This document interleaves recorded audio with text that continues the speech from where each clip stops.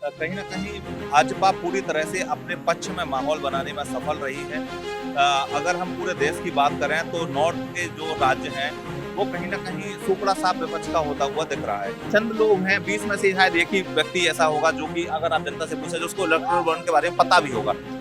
Rafale हुआ था, electoral bond अपना अभी मोदी को बाहुबली समझ रही है। नॉर्थ के राज्य जितने भी हैं, वहाँ पर बीजेपी को अच्छा खासा एज है, तो और 80 से 90% सीटें बीजेपी आपको लेती हुई।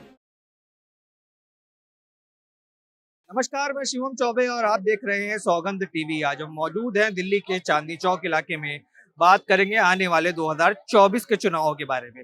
साथ ही ये भी बात करेंगे कि 24 के चुनावों में जो चंदा मिला है भारतीय जनता पार्टी को, विपक्ष कहीं ना कहीं उसे बताया जा रहा है कि उद्योगपतियों का हाथ है, उद्योगपतियों का हाथ है। पर उद्योगपतियों का तो नाम ही नहीं है जिनकी वो बात कर रहे थे।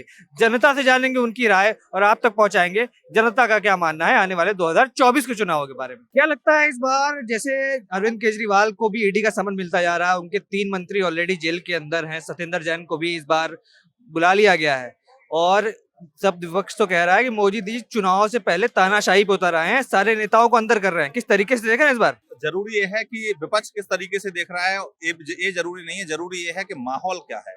और कहीं ना कहीं भाजपा पूरी तरह से अपने पक्ष में माहौल बनाने में सफल रही है।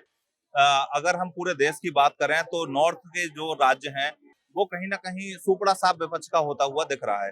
कारण क्या है? विपक्ष एक्टिव नहीं है, अपनी बात सही तरीके से नहीं कह पा रहा है जनता से, या जनता यूं कहें कि भारत एक ऐसा देश है जहां पर रिजेक्शन का वोट है, सिलेक्शन का नहीं है। तो जनता स्वतः ही जब तक मोदी को रिजेक्ट नहीं करेगी तब तक शायद विपक्ष उसी उम्मीद में बैठा है। राहुल गांधी को लगता है कि हम तो सही हैं, सही पथ पर हैं, लेकिन जनता मोदी जी को हराएगी। तो कहीं ना कहीं ये मानसिकता बन चुकी है विपक्ष की। वहीं राम मंदिर से लेकर तमाम ऐसे मुद्दे हैं जो कि कहीं ना कहीं बीजेपी को एज देते दिख रहे हैं। दिल्ली की बात करें तो 14 में भी हमने देखा, 19 में भी हमने देखा, कोई भी प्रभाव लोकसभा इलेक्शन में आम आदमी पार्टी नहीं छोड़ पाई है। हालांकि अब दोनों लोग साथ लड़ रहे हैं, कितना प्रभाव होगा दूसरी पार्टी का तो शायद बहुत कम वोट परसेंटेज दिल्ली में रह गया है। तो मुझे नहीं लगता इस बार भी कि दिल्ली में कहीं ना कहीं बहुत बड़ा चमत्कार या करिश्मा आम आदमी पार्टी कर पाएगी। अच्छा, जिस तरीके की बात हो रही है, चुनावों के पहले जो इलेक्टोरल बॉन्ड्स खरीदे गए और भाजपा को इतना बड़ा चंदा मिला, उस पर भी विपक्ष कह रहा था कि दो बड़े बड़े उद्योगपतियों का हाथ है इस पे। पर जब लिस्ट सामने आई तो उन दोनों का नाम नहीं निकला। किस तरीके से देख रहे हैं जो 6,500 करोड़ का चंदा मिला है भाजपा को, और वहीं दूसरे नंबर पे टीएमसी है, कांग्रेस भी नहीं है। क्या लगता है, उद्योगपतियों को ईडी सीबीआई की धमकी देकर चंदा बटोरा जा रहा है या फिर खुद इस तरह से मिल जा रहा है बिना कुछ किए? मैं आपको सीधा सीधा इलेक्टोरल बॉन्ड पर जनता पर इलेक्टोरल बॉन्ड का प्रभाव बता देता हूं कि आप यहाँ पर 100 लोगों से बात करिए जो कि वोटर हैं। बहुत सारे इंटेलेक्चुअल्स हैं जो कि डिबेट्स में बहुत ज्यादा अर्थशास्त्र उन्होंने पढ़ा है, राजनीति उन्होंने पढ़ी है, ऐसे चंद लोग हैं। लेकिन वोटर हजार वोटर में से ऐसे कुछ 5 लोग ही होंगे। मैं भी चांदनी चौक में ही था, एक रिक्शे वाले भाई के पास में बैठा हुआ था, तो एक देश का झंडा लगा हुआ था, एक श्री राम का लगा हुआ था। अगर आप उनसे पूछेंगे इलेक्टोरल बॉन्ड के बारे में तो उनको शायद पता ही नहीं है क्या है।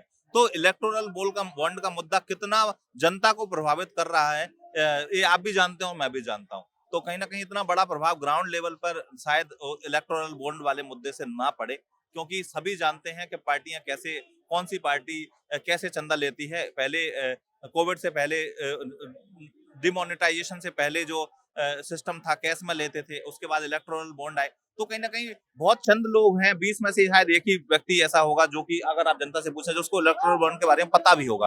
तो और उन 20 में से 20 आपको मोदी मोदी करते नजर आएंगे। तो इतना बहुत ज्यादा प्रभाव है। राफेल राफेल हुआ था, इलेक्टोरल बॉन्ड। अब तो मुझे नहीं लगता इलेक्टोरल बॉन्ड इतना बड़ा मुद्दा है कि जिससे बीजेपी बैकफुट पे आता। आप जैसे कह रहे हैं राफेल राफेल हुआ था, कोई परिणाम नहीं निकल कर आया, इलेक्टोरल बॉन्ड भी इसी तरह ढल जाएगा? मुझे ऐसा लगता है कि जनता को इतना फर्क नहीं पड़ रहा कि इलेक्टोरल बॉन्ड विपक्ष के पक्ष में लहर चला पाएगा। मुझे इतना नहीं लग रहा कि इतना बड़ा मुद्दा है।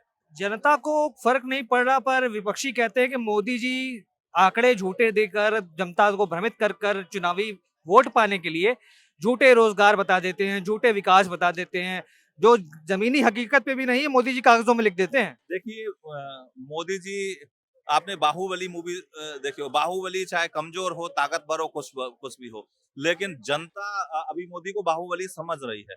और मुझे नहीं लगता कि जनता इतनी जल्दी इस देश में कहीं ना कहीं जो 1-2 महीने बचे हैं चुनाव के, उससे इतना इतना समय में शायद हृदय परिवर्तन जनता का हो जाए। बाहुबली की बात कर रहे हैं, कटप्पा कौन निकल कर आएगा, ये भी तो प्रश्न है जनता की तरफ से।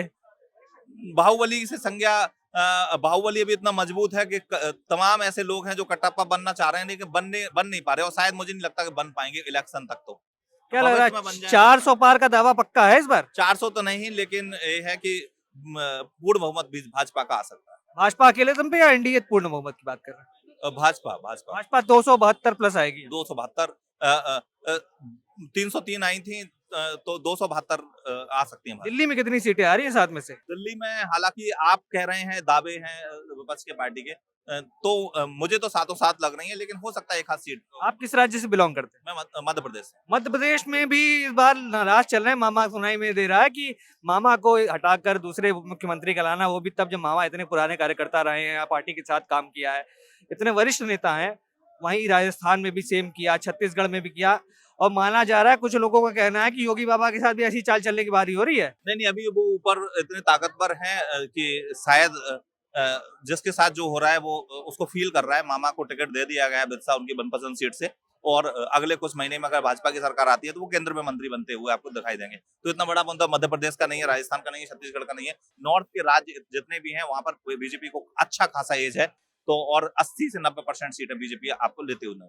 मध्य प्रदेश में मुझे लगता है कि 29 में से 27 से 28 सीटें या 29 ही शायद भाजपा। देखा आपने, जैसा कि बताया गया कि भाजपा की जो लहर है वो कहीं ना कहीं कहर ढाने का काम कर रही है विपक्षियों के ऊपर। विपक्ष के पास भारतीय जनता पार्टी और प्रधानमंत्री नरेंद्र मोदी का तोड़ नहीं है, जिसकी वजह से भारतीय जनता पार्टी इस बार फिर से पूर्ण बहुमत की सरकार लाने में कामयाब हो पाएगी। और तमाम खबरों के लिए हमारे साथ बने रहें, देखते रहें सौगंध टीवी। बहुत बहुत धन्यवाद। आप देख रहे हैं सौगंध टीवी, सौगंध वतन की।